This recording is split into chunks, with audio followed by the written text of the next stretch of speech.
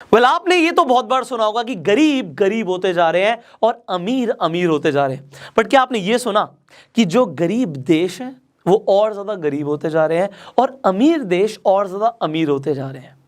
And आज इस information को जो आज मैं आपको देने वाला हूं, इस इंफॉर्मेशन को लेने के बाद आप हमारे इंडिया के लिए क्या कर सकते हो, इंडिया को अमीर कैसे बना सकते हो, ये आपको पता लगने वाला है।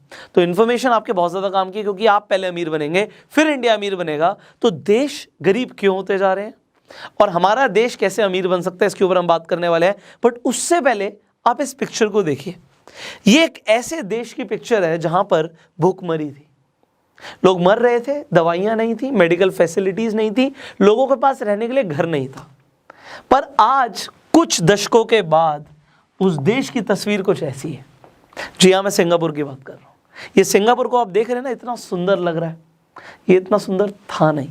फिर ऐसा क्या हुआ इस देश में जिससे ये देश इतना ज़्यादा प्रॉस्पेरस हो गया, हम बात करेंगे इसके बारे में। यहाँ पर देखिए, वर्ल्ड वॉर के बाद जापान की हालत कुछ ऐसी थी, लोगों के पास पैसा नहीं था, बर्बाद हो गया था देश पूरा का पूरा।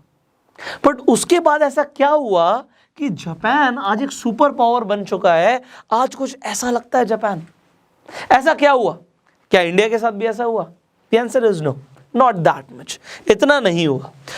तो आज जो हम डिस्कस करने वाले ना, ये आपके बहुत ज़्यादा काम का है। जब इस वर्ल्ड को हम देखते हैं, मुझे नहीं पता आपको क्या दिखता है, मुझे बहुत अच्छी फीलिंग आती है। मुझे लगता है इतनी बड़ी है हमारी दुनिया और हम बहुत छोटी सी जगह पे रह रहे हैं, इंडिया के अंदर बहुत छोटी सी जगह पे हम यहाँ पे रह रहे हैं।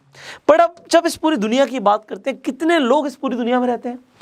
790 करोड़ लोग तकरीबन। अब 790 करोड़ लोग इस पूरी दुनिया में रहते हैं। और जब हम इंडिया की बात करते हैं और हमारे साथ चाइना की हम बात करते हैं, आपको पता है इंडिया और चाइना को अगर हम कंबाइन कर दें, तकरीबन 140 करोड़ लोग यहाँ के और 140 करोड़ लोग ही यहाँ के।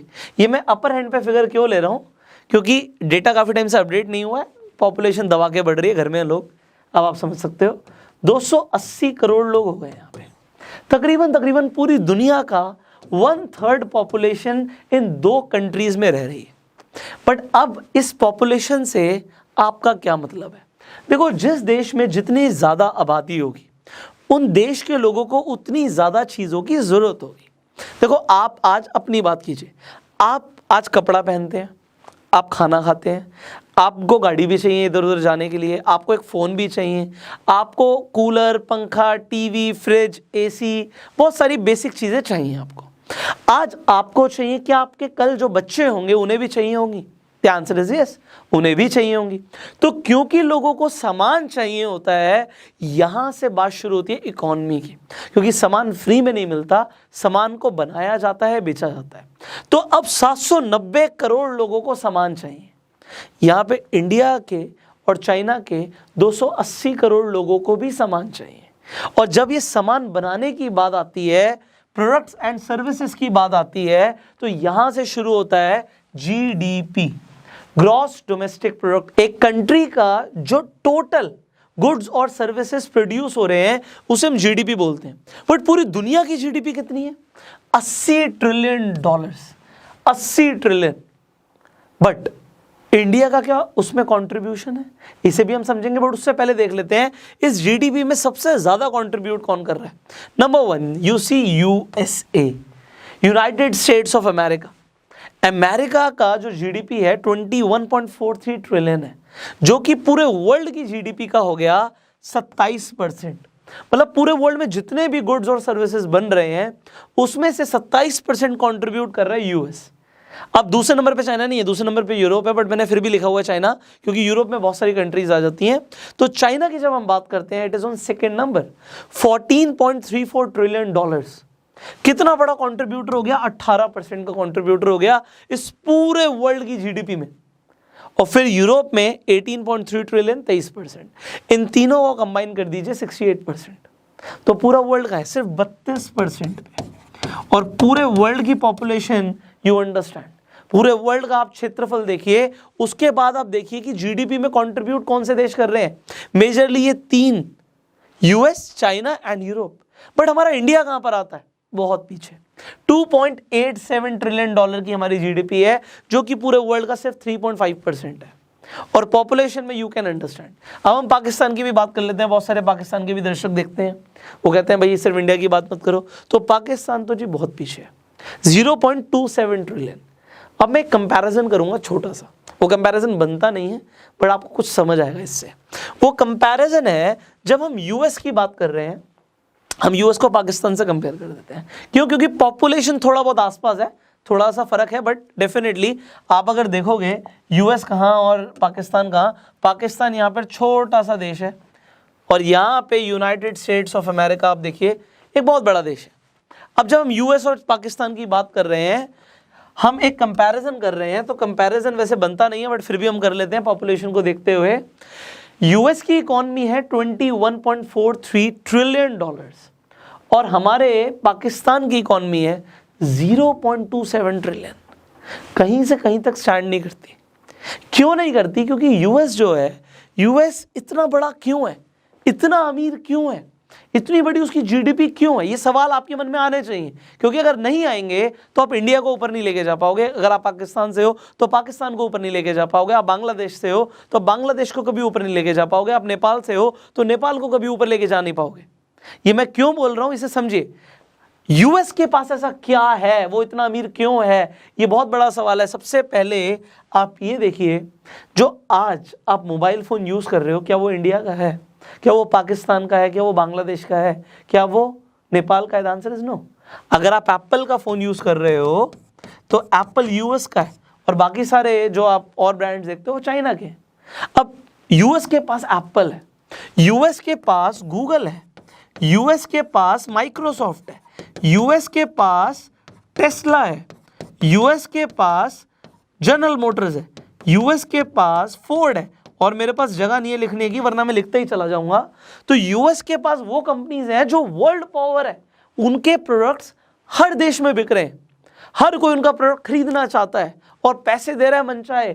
और ये जब पैसा कंपनीज के पास आता है तो कंपनियां टैक्स देती हैं, और जब कंपनियां टैक्स देती हैं तो वो कंट्री बहुत पावरफुल बनती है। और दूसरी चीज, जो भी वो प्रोड्यूस कर रही है वो उस कंट्री की जीडीपी में काउंट करता है। तो ये सारी कंपनीज कंट्रीब्यूट कर रही है जीडीपी में। बट पाकिस्तान की आप पॉपुलर 5 कंपनियों का नाम बताइए मुझे। आप पाकिस्तान के अंदर होंगे तो आप बता पाएंगे, इंडिया वाले तो जानते ही नहीं है। वी डू नॉट नो, क्योंकि हम जानते ही नहीं है तो ये कंट्रियां कभी आगे बढ़ेंगी भी नहीं। अब मुझे नेपाल की 5 पॉपुलर कंपनीज का नाम बताइए, बड़ी कंपनियों का नाम। You do not no. India के आप जानते हैं, रिलायंस है, टाटा है, आप जानते होंगे। तो इसीलिए इंडिया थोड़ा बहुत जीडीपी में कंट्रीब्यूट कर भी रहा है। बट हम जब छोटी कंट्रीज की बात करते हैं, दे आर नोवेयर। बांग्लादेश की बताइए, we do not know. Bangladesh के लोग ही जानते हैं, बाहर के लोग नहीं जानते। क्यों नहीं जानते? क्योंकि वो कंपनीज बढ़िया नहीं कर रही। हम गवर्नमेंट को बहुत तेजी से ब्लेम कर देते हैं, सब गवर्नमेंट की वजह से, सब गवर्नमेंट की वजह से। आपको पता है इंडिया के अंदर जब से लॉकडाउन हुआ, चाइना से लोगों का भरोसा उठ गया, भाई कोरोना वायरस तुमने फैलाया है, गंदे लोग हो तुम। इंडियन गवर्नमेंट ने बाजी मारने के लिए इनकम टैक्स स्लैब्स को कम कर दिया। अगर आप मैन्युफैक्चरिंग के अंदर हैं तो 16% का टैक्स स्लैब कर दिया कि बाहर की कंट्रीज इंडिया में आए। ओवरऑल प्राइवेट लिमिटेड कंपनीज के लिए 25% का टैक्स स्लैब कर दिया, जो कि पहले 30% था। ये टैक्स क्यों कम किया गया? क्योंकि इंडिया वेलकम करना चाहता है बाहर की कंपनीज को। बट जब बाहर की कंपनीज इंडिया में आएंगी, चलो रोजगार देंगी, सेटअप करेंगी, थोड़ा बहुत टाइम के लिए वो बढ़िया है, बट वो कंपनी जो है वो बाहर की है, वो बाहर की कंपनी है। अगर आप एप्पल को बुला रहे हो, आप गूगल को बुला रहे हो, ठीक है, आपके पास फॉरेन डायरेक्ट इन्वेस्टमेंट एफडीआई आएगा, बट ये थोड़े टाइम के लिए ही है। ये जो कंपनीज आ रही हैं ये अपना मुनाफा चाहती हैं, आपको रोजगार देंगे, आपकी इकॉनमी बाकी देशों से अच्छी हो जाएगी, बट आप कभी भी इन्हें बीट नहीं कर पाओगे। आप कभी यूएस से आगे निकल ही नहीं सकते, कोई कंपैरिजन ही नहीं है, कोई कंपैरिजन ही नहीं है चाइना और इंडिया का। पॉपुलेशन बराबर है बट फिर भी कंपैरिजन नहीं है। क्यों नहीं हो रहा? क्योंकि ये कंपनीज क्या कर रही हैं। ऐसा नहीं है कि इंडिया कुछ कर नहीं रही, टाटा बहुत बढ़िया कर रही है, रिलायंस बहुत बढ़िया कर रही है, बट अभी हमें बहुत सारी और कंपनीज चाहिए। और जब तक हम ये माइंडसेट और ट्रेंड को बदलेंगे नहीं, ऐसा होगा ही नहीं। अब मैं यूएस के साथ कंपैरिजन कर रहा था, मैंने बोला कंपैरिजन ही गलत है। आप पाकिस्तान का कंपैरिजन एप्पल से कर सकते हो। एप्पल का ईयरली टर्नओवर $230 बिलियन का है, $230 बिलियन, जो कि पाकिस्तान की जीडीपी के ऑलमोस्ट बराबर है। यहाँ पे 270 बिलियन डॉलर है, वो 230 बिलियन डॉलर है। अकेला एप्पल पाकिस्तान के बराबर हो गया। तो सोचो यूएस क्या कर रहा है। और ये कंपनीज अपने आप को आगे बढ़ाना चाहती हैं, पीछे लेकर जाना चाहती हैं, टर्नओवर बढ़ाना चाहती हैं या कम करना चाहती हैं, अपनी वैल्यूएशन बढ़ाना चाहती है, कम करना चाहती है। ये तो मैं एप्पल की बात कर रहा हूँ। गूगल को खड़ा कर दिया तो भाई ये पूरी की पूरी कंट्रीज बिक जाएंगी। यहाँ पे आप देखो, यहाँ पे 1% का कंट्रीब्यूशन है एप्पल का यूएस की पूरी जीडीपी में तकरीबन। बट जब हम बात करते हैं जर्मनी के अंदर, वोक्सवैगन ग्रुप इतना बड़ा ग्रुप है कि वोक्सवैगन का जो ईयरली टर्नओवर है 0.25 ट्रिलियन डॉलर का है, और जो पूरी जर्मनी की इकॉनमी है 3.3 ट्रिलियन है। अब मैं आपको ये बता रहा हूं कि 8% का कंट्रीब्यूशन सिर्फ एक कंपनी का आ रहा है। इतना बड़ा कंट्रीब्यूशन रिलायंस या टाटा का भी इंडिया के अंदर नहीं है। मतलब इतनी बड़ी अभी इंडिया के अंदर भी कोई कंपनी नहीं कि इंडिया की पूरी जीडीपी के इतने % वो कंट्रीब्यूट कर रही हो। तो वी नीड मोर एंटरप्रेन्योर्स, हमें और ऐसे एंटरप्रेन्योर्स चाहिए। मैं आपको एग्जांपल देता हूं। आपने साउथ कोरिया का नाम सुना होगा, आप सर्च करके देखना कि ये बहुत ज्यादा गरीब देश था, अब नहीं है। बहुत गरीब देश था जब तक यहां पे सैमसंग, एलजी, ह्यूंडई ऐसी कंपनियों ने अपना बिजनेस स्टैब्लिश नहीं किया। और ये जो कंपनीज हैं सिर्फ उस देश से नहीं कमा रही, ये कंपनीज पूरे वर्ल्ड से कमा रही है। अगर आपके घर में सैमसंग का fridge, TV, mobile, AC, computer कुछ भी है, तो पैसा जो है, जो टैक्स है, वो साउथ कोरिया के पास जा रहा है और साउथ कोरिया अमीर बन रहा है। और ये मैं आपको बता रहा हूं, ये सारी कंपनीज को जो मैं मिला रहा हूं, तकरीबन 30 से 40% जो इनकी जीडीपी का कंट्रीब्यूशन है साउथ कोरिया का, ये 3 कंपनियां कर रही हैं भाई, ये 3 कंपनियां। और आप अगर सिर्फ सैमसंग का ये इलेक्ट्रॉनिक समझ रहे हो तो मैं बता देता हूं, सैमसंग की अपनी इंश्योरेंस कंपनी भी है। सैमसंग शुरू कहां से हुआ था? मछली बेचने से। कहां पहुंच गया? फोन बनाने पे। तो ऐसा देखो, मैंने आपको पहले वीडियोस में भी बताया था, हम एक बिजनेस से शुरू करते हैं, उसके बाद हम बहुत सारे और बिजनेस में भी आ जाते हैं। आज सैमसंग शिप्स भी बनाता है, पानी के जहाज भी बनाता है, आज वो बड़े बड़े मोटर पार्ट्स भी बनाता है, सैमसंग बनाता है। आप उसे सिर्फ उतना ही जानते हो जितना आपके देश के अंदर प्रोडक्ट आ रहा है उसका, but they are big companies, they are big giants, और ये कंट्री को ऊपर लेकर जाते हैं। एक कंट्री को नेता ऊपर कभी नहीं लेके जाते, सिर्फ बिजनेसमैन ऊपर लेकर जाते हैं। और एक कंट्री के ऊपर जो सबसे बड़ा बोझ होता है ना, वो होता है उस कंट्री के वो लोग जो सिर्फ और सिर्फ जॉब मांग रहे हैं। जब तक आप गवर्नमेंट से जॉब मांगते रहोगे, ये गवर्नमेंट परेशान होकर आपके वोट्स मांगने के चक्कर में ये बाहर की कंपनीज को बुलाएंगी जरूर और बोलेंगे हमारे लोगों को आके नौकरी दे दो। बट वो कंपनीज जब इंडिया के अंदर आएंगी, वो अपना प्रोडक्ट बनाएंगी और हम ही इंडियंस को उन प्रोडक्ट्स को बेचकर चली जाएंगी। तो यहाँ पे जो जॉब के नाम पे काम हो रहा है ना, वो अल्टीमेटली इनकी सबकी सैलरी किसी और इंडियन की पॉकेट से ही निकल रही है। ये कंपनियां कुछ नहीं दे रही, ये प्रॉफिट लेके अपने देश में जा रही हैं। तो आप इस प्रोसेस को थोड़ा सा बदल दो, आप बदल सकते हो। मैं आपको बता रहा हूं, यू कैन डू एवरीथिंग। मैंने बोला सैमसंग की शुरुआत हुई थी मछली बेचने से, मछलियां बेचती थी वो, चाइना के अंदर सप्लाई होती थी मछलियां। अब यहां से किसी कंपनी की शुरुआत हो सकती है, तो यहां पे इंडिया में कुछ भी हो सकता है। आप शुरुआत तो करो, just have that entrepreneurial mindset. What you can do, you can establish your own company in India. Start करो उसे, ठीक है, इंडिया के अंदर उसे बड़ा बनाओ और फिर उसे ग्लोबल लेकर जाओ। और जब आप ग्लोबल ले जाओ तो सोचो, इंडिया के लोगों को भी आप एम्प्लॉय कर सकते हो और पूरे वर्ल्ड में आप जाके अपने सेटअप्स कर सकते हो। बट ये सोच लाना ही बहुत बड़ी चीज है। आज की डेट में विदेशी कंपनियां आके इंडिया में अपना दबा के प्रोडक्ट बेच रही हैं और हम इंडियंस को लग रहा है हमें रोजगार मिल रहा है, जबकि हमारा ही पैसा बाहर जा रहा है। But we need to do something different. हमें उल्टा करना है, हम इंडिया से ग्लोबल जाएंगे। हमें ग्लोबल से इंडिया में बहुत प्रोडक्ट बेचे जा रहे हैं और हम खरीदते जा रहे हैं। अब आप बोलोगे सर क्या आप नहीं खरीदते? बिकॉज हमारे पास चॉइस नहीं है अभी। We buy because we do not have choice. अगर मुझे कोई स्पेसिफिक चीज़ चाहिए तो अगर वो इंडियन कंपनीज नहीं बना रही देन व्हाट, अब बना नहीं रही उसके बाद बहुत सारी चीज़ें आ जाती हैं कि इंडिया में वो सेम प्रोडक्ट हो सकता है महंगा मिल रहा हो, हमें वो प्राइस ज़्यादा मिल रहा हो और चाइनीज़ प्रोडक्ट का सस्ता मिल रहा हो। यहाँ पे प्राइस में कॉम्प्रोमाइज़ करने के लिए वी आर रेडी। हम इंडियंस काफ़ी ज़्यादा सेंटिमेंटल भी हैं, हम खादी को ज़्यादा रेट पे खरीद सकते हैं, बट खादी ने क्या अपने आप को अपडेट किया? The answer is no.